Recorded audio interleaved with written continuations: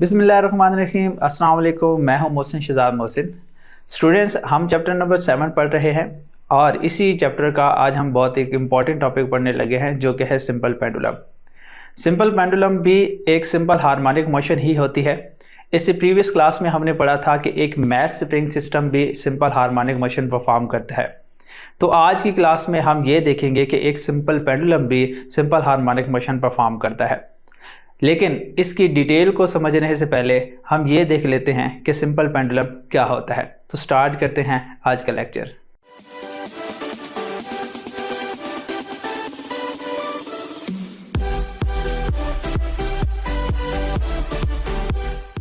Welcome back. तो देख लेते हैं इसकी डेफिनेशन क्या है। A simple pendulum consist of a small heavy mass suspended by a light inextensible string fixed at its upper end. Simple pendulum basically हमारे पास से एक छोटे से मैस पर मुश्तमिल होता है जिसको एक स्ट्रिंग के साथ सस्पेंडेड किया होता है। यहाँ पर वर्ड मैंने यूज़ किया है इनएक्सटेंसिबल। इसका क्या मतलब होता है ये मैं आपको बाद में बताता हूँ। लेकिन अभी के लिए ये समझ लें कि ये स्ट्रिंग जो है ये ऐसी नहीं होनी चाहिए कि जब उसके साथ हम मैस को लटकाएं तो वो उसमें खिंचाव पैदा कर दे। ठीक है, तो उसमें ये खिंचाव पैदा नहीं होना चाहिए। अगर हम देखें तो ये सिंपल पेंडुलम हमें कुछ इस तरह से दिखाई देता है। ये वो स्ट्रिंग है जिसकी अभी हमने बात की है और उसका एक एंड जो होता है वो इस लाइट मैस के साथ सस्पेंडेड होता है, जबकि जो दूसरा एंड होता है ये अपर साइड पर इसको फिक्स किया हुआ होता है। तो ये बनाता है हमारे पास एक सिंपल पेंडुलम। अब इसमें एक और बात याद रख लेनी है आपने कि यहाँ पर जो स्ट्रिंग की आपने लेंथ कंसीडर करनी है वो यहाँ पर सेंटर ऑफ द मैस तक करनी होती है। मतलब यहाँ तक नहीं होती कि जिधर आपको रेड कलर में दिखाई दे रही है, बल्कि इससे नीचे इस मैस के सेंटर तक इसकी लेंथ को कंसीडर किया जाता है। इस वक्त ये अपनी इक्विलिब्रियम पोजीशन में है, यानी कि इसमें अपवर्ड डायरेक्शन में एक टेंशन एक्ट कर रही है जबकि डाउनवर्ड डायरेक्शन में इसका वेट एक्ट कर रहा है।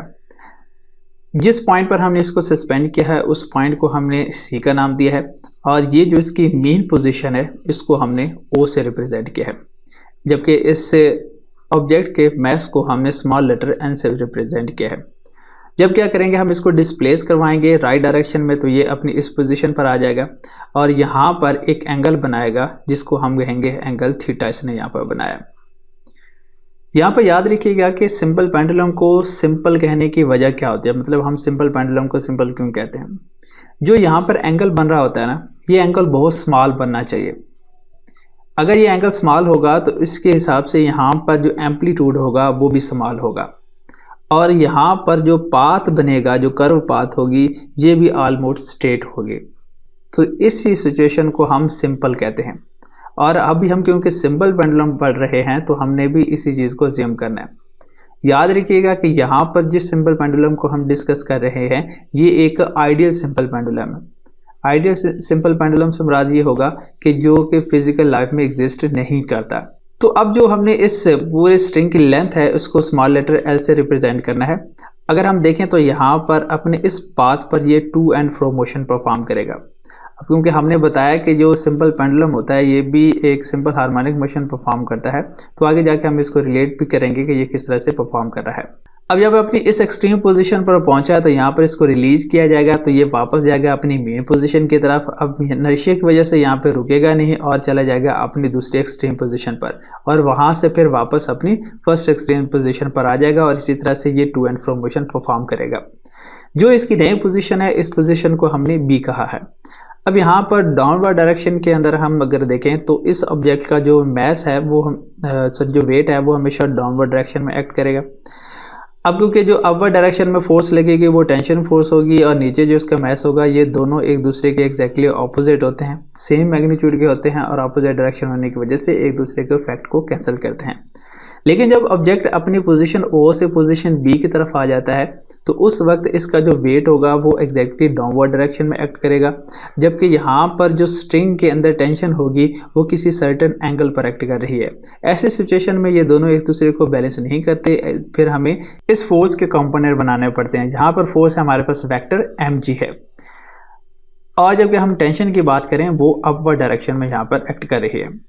तो अगर जब इसके हम कंपोनेंट बनाएंगे तो यहाँ पर एक कंपोनेंट इसका ये बनेगा। अगर यहाँ पर एंगल थीटा है तो उसके कारण यहाँ पर एंगल भी क्या बनेगा, थीटा बनेगा। अगर हम देखें तो हमारे पास यहाँ पर दो तरह के कंपोनेंट बन रहे हैं। एक वो कंपोनेंट जो इस टेंशन के बिल्कुल ऑपोजिट डायरेक्शन में, यहाँ पर हम देख रहे हैं तो यहाँ पर एक राइट एंगल ट्रायंगल बन रही है। राइट एंगल ट्रायंगल के अंदर जो थीटा के साथ वाली लाइन होती है वो बेस, जबकि थीटा के सामने वाली लाइन परपेंडिकुलर होती है। अगर हम देखें तो जो बेस होते हैं वो हमेशा एक्स कंपोनेंट होता है, जो कि हम इसको कह सकते हैं mg cos थीटा, और जो थीटा के सामने वाली साइड जो परपेंडिकुलर है ये y कंपोनेंट होता है और ये होता है mg sin थीटा। अब अगर देखें तो यहाँ पर एक हमारे पास कर्व पाथ बन रही है। इस पाथ को हम ऐसे रिप्रेजेंट करते हैं, क्योंकि मैंने आपको बताया कि ये सिंपल पेंडुलम है तो ये पाथ ऑलमोस्ट स्ट्रेट होना चाहिए। अगर स्ट्रेट होगा तो ये s जो होगा इस x के इक्वल हो जाएगा, तो ये एक स्ट्रेट पाथ हमारे पास बनाएगा। अब इसके एक्सप्लेनेशन में हम वही सारी बातें लिखेंगे जो मैंने आपको बताई हैं। मैंने यहाँ पर उन सारी बातों को डिस्कस किया है जो कि मैंने आपको बता दिया, यानी यहाँ पर लिख दिया। पेपर के अंदर आपने क्वेश्चन को कैसे अटेम्प्ट करना है वो यहाँ पर पूरी तरतीब के साथ मैंने टॉपिक को लिख दिया। आप इस तरह से भी पेपर में लिख सकते हैं। अब यहाँ पर क्योंकि हमने यहाँ तक बात डिस्कस कर ली है कि इसके दो कंपोनेंट बनेंगे, एक बनेगा mg cos थीटा और दूसरा बनेगा mg sin थीटा, लेकिन सिंपल हार्मोनिक मोशन किस कंपोनेंट की वजह से परफॉर्म होती है, अब हम इसको देखते हैं। यहाँ से हमें बड़ी क्लियरली दिखाई दे रहा है कि जो mg cos थीटा है ये टेंशन के ऑपोजिट डायरेक्शन में है, जो कि मैग्नीट्यूड में सेम होंगे और डायरेक्शन में ऑपोजिट होने की वजह से ये एक दूसरे के इफेक्ट को कैंसिल कर देते हैं। तो यहाँ से हम देख सकते हैं कि mg cos थीटा की वजह से कोई भी हार्मोनिक मोशन परफॉर्म नहीं होती। जबकि दूसरे एंड पर हम देखें तो यहाँ पर mg sin थीटा जो है ये इसकी जो डायरेक्शन है वो टुवर्ड द मीन पोजीशन है। अब टुवर्ड द मीन पोजीशन है, इसका मतलब है कि ये इस मैस को पोजीशन B से पोजीशन A की तरफ लेकर जाएगी। अगर ये इसकी तरफ लेकर जाएगी इसका मतलब है कि ये वो कंपोनेंट है जो इसके अंदर सिंपल हार्मोनिक मोशन परफॉर्म करेगा। अब सिंपल हार्मोनिक मोशन के अंदर हम ये बात समझते हैं कि वो वाली फोर्स जो ऑब्जेक्ट को वापस अपनी मेन पोजीशन की तरफ लेकर जाती है उसको हम रीस्टोरिंग फोर्स कहते हैं। तो यहाँ पर सिंपल पेंडुलम के केस में हमारे पास restoring force mg sin theta बनती है। तो यहाँ पर मैंने फोर्स को लिख दिया है F = -mg sin थीटा। अब यहाँ पर ये माइनस साइन किसको रिप्रेजेंट कर रहा है, ये इस बात को रिप्रेजेंट कर रहा है कि जो रीस्टोरिंग फोर्स की डायरेक्शन है वो टुवर्ड द मेन पोजीशन है। अब न्यूटन के सेकंड लॉ के अकॉर्डिंग अगर हम देखें तो जो F है फोर्स वो ma के इक्वल होता है। तो यहाँ पर क्लियरली हमारे पास दो तरह की इक्वेशन बन गई है, एक वो इस रीस्टोरिंग फोर्स की वजह से जो कि -mg sin थीटा के इक्वल है, और एक Newton second law F = ma। ये दो इक्वेशन हमारे पास बन गए। अगर हम इन दोनों इक्वेशंस को क्या कर दें, कंपेयर कर दें, तो हमारे पास ma जो होगा वो -mg sin थीटा के इक्वल आ जाएगा। यहाँ से अगर हम देखें तो ये जो m है ये दोनों साइड से कैंसिल हो जाता है, तो हमारे पास जो नया रिलेशन होगा वो a = -g sin थीटा बन जाता है। अब क्योंकि हमने बताया है कि जो टॉपिक है हमारा वो सिंपल पेंडुलम है, और मैंने आपको ये भी बता दिया कि इसको सिंपल क्यों कहा जाता है, क्योंकि जो एंगल यहाँ पर बनता है वो एंगल बहुत ज़्यादा स्मॉल होता है। अब स्मॉल एंगल पर हम देखते हैं कि जो साइन थीटा होता है वो अप्रॉक्सीमेटली इक्वल टू थीटा होता है। मतलब कि अगर हम रेडियन में थीटा की वैल्यू ले और साइन थीटा में साइन 1 पुट करें, साइन 2, 3, 4, 5 तक के वहाँ पुट करें तो दोनों का आंसर बिल्कुल एक जैसा आता है। आप बेशक इसमें पुट करके चेक कर भी सकते हैं, लेकिन अगर आप साइन की वैल्यू को बढ़ा रहे हैं 10 या 10 से ज़्यादा लेके जा रहे हैं तो फिर दोनों में डिफरेंस आ जाता है। लेकिन स्मॉल वैल्यू पर हम देखते हैं तो दोनों के आंसर बिल्कुल एक जैसे रहते हैं। तो यहाँ से फिर हम इसको कह सकते हैं कि जो साइन थीटा है स्मॉल एंगल के होने की वजह से वो अप्रॉक्सीमेटली इक्वल टू थीटा होगा। तो जहाँ पे हमारे पास इस इक्वेशन के अंदर साइन था उसकी जगह पर हमने थीटा लिख दिया, तो हमारे पास ये इक्वेशन बन गए। अब इससे आगे हमने यहाँ पर ये समझना है कि ये जो स्मॉल पोर्शन यहाँ पे बनता है A से B तक का डिस्टेंस है, ये एक आर्क लेंथ बनती है हमारे पास। सिंपल पेंडुलम बेसिकली अगर हम इसका एक सर्कल, एक चक्कर कंप्लीट करें तो ये एक सर्कल की फॉर्म बनाता है कुछ इस तरह से। तो यानी कि हम कह सकते हैं कि ये जो A से B तक का डिस्टेंस है ये एक आर्क लेंथ है। क्योंकि ये हमने एंगल स्मॉल रखा हुआ तो ये approximately equal to straight line होता है।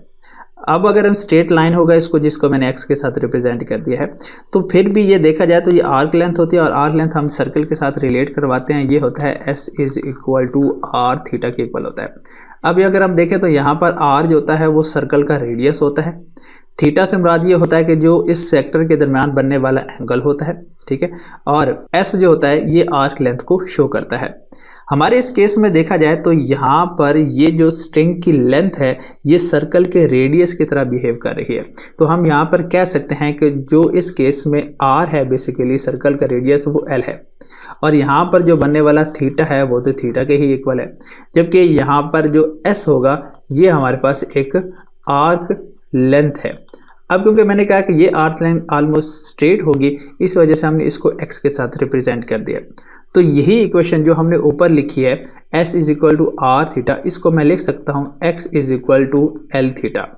तो चलिए अब इसको मजीद लिख लेते हैं। तो s is equal to r theta में यहाँ पर जो पाथ हमारे पास ए बी बन रहा है ये किसके इक्वल आ जाएगा, s के, जो कि इक्वल है एल थीटा के। हमने क्योंकि यहाँ पर थीटा की वैल्यू फाइंड करनी है तो एल को लाकर दूसरी तरफ डिवाइड कर देंगे, तो आर्क लेंथ ए बी की divided by l is equal to theta बन जाएगा। अब क्योंकि थीटा बहुत ज़्यादा स्मॉल है और ये बात मैंने ऊपर आपको समझा दी है कि ये arc length almost straight line होगी जिसको हमने x से रिप्रेजेंट किया है, तो मैं इस आर्क ए बी को x कह दूंगा। तो यहाँ से जो थीटा होगा वो x बाय एल के इक्वल आ जाएगा। अब जो हमने इक्वेशन बनाई थी उस इक्वेशन के अंदर हम थीटा की वैल्यू पुट कर देंगे, तो a is equal to minus g, यहाँ थीटा था उसकी जगह पर x बाय एल आ जाएगा। अब यहाँ से अगर हम इसको थोड़ा सा अरेंज करके लिखें तो ये minus g by l x आ जाएगा। यहाँ पे देखें तो जो g है ये ग्रेविटेशनल एक्सेलरेशन है जो कि कांस्टेंट वैल्यू होती है, और l जो होगी ये लेंथ ऑफ द स्ट्रिंग है। आपको मैंने बिल्कुल स्टार्ट में बताया था कि इस सिंपल पेंडुलम के अंदर जो आपने स्ट्रिंग यूज़ करनी है वो इनएक्सटेंसिबल होनी चाहिए। अब इनएक्सटेंसिबल का मतलब है कि उसमें खिंचाव पैदा नहीं होना चाहिए।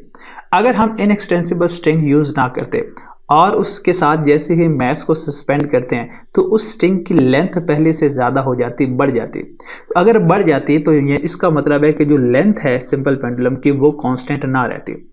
लेकिन हमने एक आइडियल सिचुएशन को लेकर चलना है, तो हमने कहा कि जो यहाँ पर स्ट्रिंग हमें यूज़ करनी है वो इनएक्सटेंसिबल होनी चाहिए। अगर इनएक्सटेंसिबल है तो इस तरह से हम कह सकते हैं कि वो स्ट्रिंग की जो लेंथ होगी वो कांस्टेंट रहेगी। आप मैस को अटैच कर रहे हैं उसके बावजूद भी इसकी लेंथ पर कोई इफेक्ट नहीं पड़ रहा।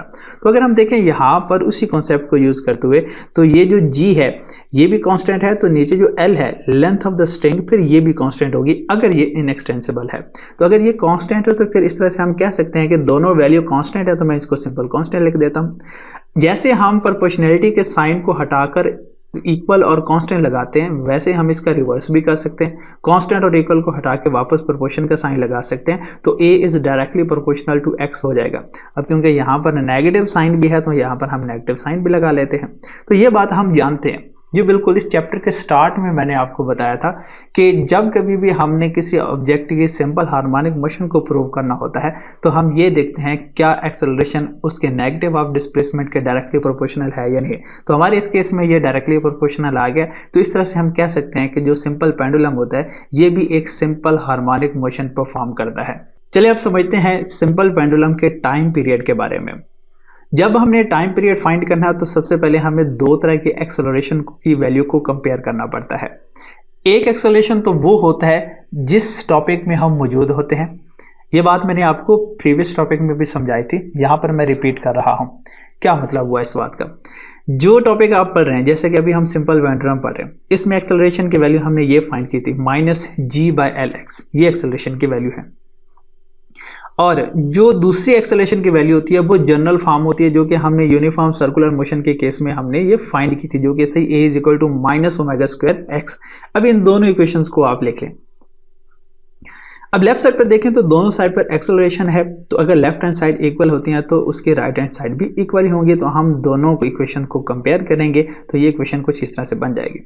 अगर देखें तो यहाँ पर ये जो नेगेटिव साइन है यहाँ से ये कैंसिल हो जाएगा, और देखें तो ये x भी दोनों साइड पे कैंसिल हो जाता है। अगर ये कैंसिल हो जाएगा तो हमारे पास इक्वेशन कुछ इस तरह से बन जाएगी। अब दोनों तरफ से आप इसके स्क्वायर रूट अप्लाई करें तो ओमेगा की वैल्यू हमारे पास आ जाएगी square root g by L.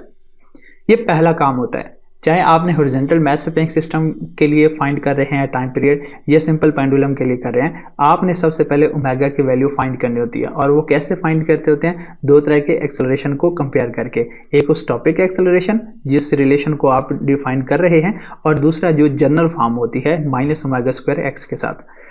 अब नेक्स्ट अब हमारे क्योंकि टाइम पीरियड हमने फाइंड करना, तो टाइम पीरियड का हमारे पास रिलेशन होता है t is equal to 2 pi divided by omega. अब क्योंकि ओमेगा की वैल्यू हमने पहले फाइंड कर लिया है तो इस ओमेगा की वैल्यू को यहाँ पर पुट कर देंगे तो ये इक्वेशन ऐसे बनेगी। इसको जब हम रीअरेंज करते हैं तो ये रही हमारे पास सिंपल पेंडुलम के केस में टाइम पीरियड की वैल्यू। अब हम फाइंड करेंगे इसकी फ्रीक्वेंसी को। हम जानते हैं कि जो फ्रीक्वेंसी होता है वो टाइम पीरियड का रेसिप्रोकल होता है। अब टाइम पीरियड की वैल्यू जो भी हमने निकाली है वो यहाँ पर पुट कर देंगे। जब हम इसको रीअरेंज करेंगे तो ये हमारे पास फ्रीक्वेंसी की वैल्यू हो जाएगी। तो सिंपल पेंडुलम के केस में फ्रीक्वेंसी इस तरह से फाइंड की जाती है। समझते हैं कि सेकंड पेंडुलम क्या होता है। The pendulum whose time period is 2 second is called the second pendulum. तो यानी जिसका टाइम पीरियड 2 सेकेंड होता है उसको हम सेकंड पेंडुलम कहते हैं। इसकी जो फ्रीक्वेंसी होती है वो 0.5 हर्ट्ज होती है, जबकि उसकी जो लेंथ होती है अप्रॉक्सीमेटली 0.992 मीटर यानी कि 99.2 सेंटीमीटर होती है। ये कैसे फाइंड करते हैं, ये हम जो रिलेशन यूज़ करते हैं उसकी मदद से कर सकते हैं। बड़ी आसानी से फाइंड किया जा सकता है। मैं आगे चल के आपको बताऊँगा अभी से। नेक्स्ट जो अगर हम कुछ इंपॉर्टेंट बातें हैं इसके हवाले से, at the centre of the earth, हमें मालूम है कि अर्थ के सेंटर में जो ग्रेविटेशन एक्सेलरेशन जी होता है उसकी वैल्यू 0 होती है। अगर वैल्यू 0 होती है तो हमारे पास जो टाइम पीरियड होगा वहाँ पर सेंटर ऑफ अर्थ पर जो टाइम पीरियड होगा वो इन्फिनिटी होगा और फ्रीक्वेंसी की वैल्यू कितनी होगी, 0 होगी। अब हम ये देखते हैं कि एक सिंपल पेंडुलम का जो टाइम पीरियड होता है वो डिपेंड किस फैक्टर पर करता है। टाइम पीरियड का फॉर्मूला भी हमने डिराइव किया। यहाँ पर देखें तो इस जगह पर लिखा हुआ है 2 पाई एक कांस्टेंट नंबर है, तो मैं यहाँ पर लिख देता हूँ कांस्टेंट। फिर वही कॉन्सेप्ट, हम कांस्टेंट को जब हटाते हैं और इक्वल को भी हटाते हैं तो प्रोपोर्शन का साइन लगा देते हैं। वही काम हम यहाँ पे करेंगे। तो इससे हमें पता चला कि जो टाइम पीरियड है वो स्क्वायर रूट ऑफ लेंथ के डायरेक्टली प्रोपोर्शनल है और स्क्वायर रूट ऑफ जी के इन्वर्सली प्रोपोर्शनल है। तो ये हमारे पास डिपेंडेंस है। अब इस तरह से क्वेश्चन आपके पेपर में आ सकते हैं कि अगर हम लेंथ ऑफ सिंपल पेंडुलम को डबल कर देंगे तो टाइम पीरियड पर क्या इफेक्ट पड़ेगा। अब क्योंकि ये बात हमें इस रिलेशन से बिल्कुल क्लियर है कि अगर लेंथ डबल करेंगे तो इस हिसाब से यानी लेंथ बढ़ेगी तो टाइम पीरियड भी बढ़ेगा, क्योंकि इनके दरमियान में रिलेशन डायरेक्ट है। अब कितना बढ़ेगा वो हम इसके अंदर वैल्यू पुट करके चेक कर लेते हैं। ठीक हो गया जी। अगर मैं कहता हूं कि आप लेंथ को 4 टाइम कर देते हैं तो यहाँ पर 4 का स्क्वायर रूट करने से 2 आ गया तो हम कह सकते हैं कि टाइम पीरियड 2 टाइम हो जाएगा, लेकिन बढ़ेगा ज़रूर, ये बात कंफर्म रहेगी। दूसरी तरफ अगर हम देखें जी जो है ये टाइम पीरियड के साथ इनवर्स रिलेशन में होता है। अगर जी की वैल्यू बढ़ती है तो टाइम पीरियड कम हो जाता है। ये इसकी डिपेंडेंस है। अब कुछ और फैक्टर भी होते हैं जिनको हम पढ़ते हैं कि टाइम पीरियड किस पर डिपेंड नहीं करता। हम फार्मूले के अंदर देखते हैं कहीं पे भी हमें उस बॉब की जो मैस है उसका जिक्र नहीं मिलता। इस तरह से हम कह सकते हैं कि जो सिंपल पेंडुलम का टाइम पीरियड है वो मैस के ऊपर डिपेंड नहीं करता। इसका क्या मतलब है कि आप पेंडुलम के अंदर जो मैस यूज़ कर रहे हैं, चाहे वो छोटा इस्तेमाल करें या बड़ा मैस इस्तेमाल करें, उसका टाइम पीरियड पर कोई इफेक्ट नहीं पड़ेगा। ठीक है। और दूसरी जो इसमें चीज़ होती है वो हमारे पास एम्पलीट्यूड की वैल्यू होती है, उसके ऊपर भी टाइम पीरियड इफेक्ट नहीं होता। तो ये था हमारे पास आज का लेक्चर। उम्मीद है आपको सब कुछ समझ आया होगा। इजाज़त चाहते हैं। अल्लाह हाफिज़।